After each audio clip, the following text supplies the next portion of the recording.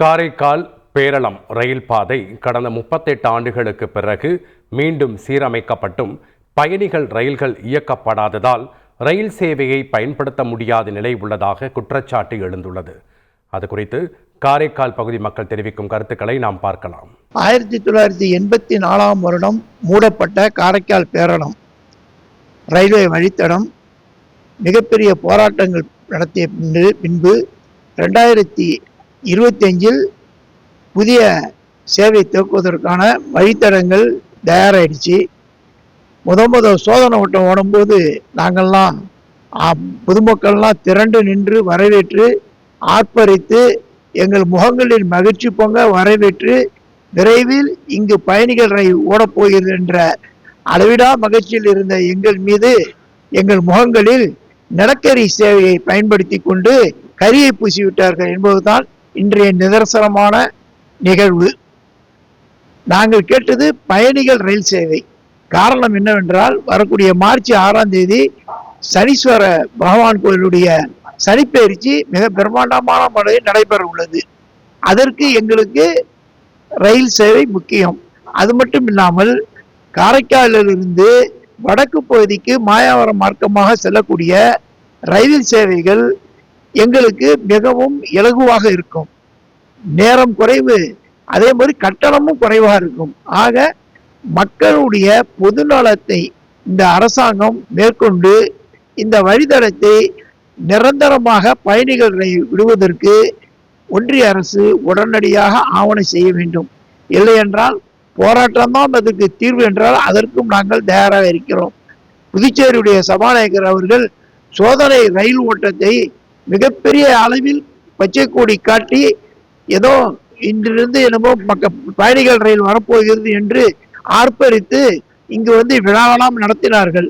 ஆனால் அவ்வளவுதான் முடிஞ்சிருச்சு.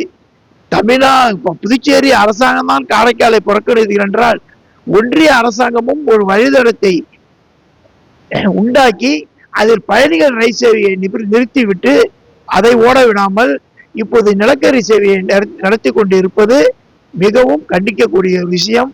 உடனடியாக ஒன்றிய அரசு உடனடியாக இந்த ரயில் சேவையை இந்த காரைக்கால் பேரளம் வழித்தடத்தில் விட கோரிக்கை விடுக்கிறோம். நீண்ட போராட்டங்கள், கோரிக்கைகள், மனுக்கள் இப்படி கடந்து காரைக்கால் பேரளம் வழியாக அந்த வழித்தடத்தை புதுச்சேரி சபாநாயகர்லாம் திறந்து வச்சாங்க.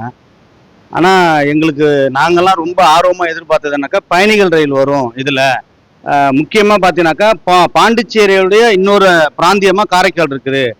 புதுச்சேரி, விழுப்புரம், மயிலாடுதுறை, பேரளம், காரைக்கால் வழியாக வேளாங்கண்ணி வரைக்கும் ரயில் சேவை தொடரும் அப்படின்னு நாங்கள் பார்த்தோம். அது மட்டும் இல்லாமல் திருவாரூர் போய் சுற்றி வர நம்ம தாம்பரம் காரைக்கால் தொடர்வண்டி கூட நம்ம பேரளம் வழியாக காரைக்கால் வழியாக நாகூர், நாகப்பட்டினம், வேளாங்கண்ணி வரைக்கும் நீட்டிக்கப்படும். அது மட்டும் இல்லாமல் மதுரை, புனலூர் இது போல் பயணிகள் ரயில்களை நாங்கள் அதிகமாக எதிர்பார்த்தோம்.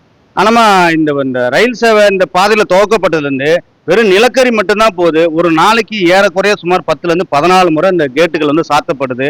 அதனால பயணிகள் நாங்கள் பள்ளிக்கூடம் போகிற பிள்ளைங்களாகட்டும், அலுவலர்களாகட்டும், இது ஒரு சிறிய பகுதி, இப்படி சுற்றி வந்துடலாம். 1 கிலோமீட்டர் தான் சுற்றளவு. அதில் பார்த்தீங்கன்னாக்கா எல்லா பக்கமும் கேட்டு அடைச்சிட்டா நாங்கள் எப்படி எங்களோட அன்றாட சேவைகள் ரொம்ப ரொம்ப பாதிக்கப்படுது நிலக்கரியால்.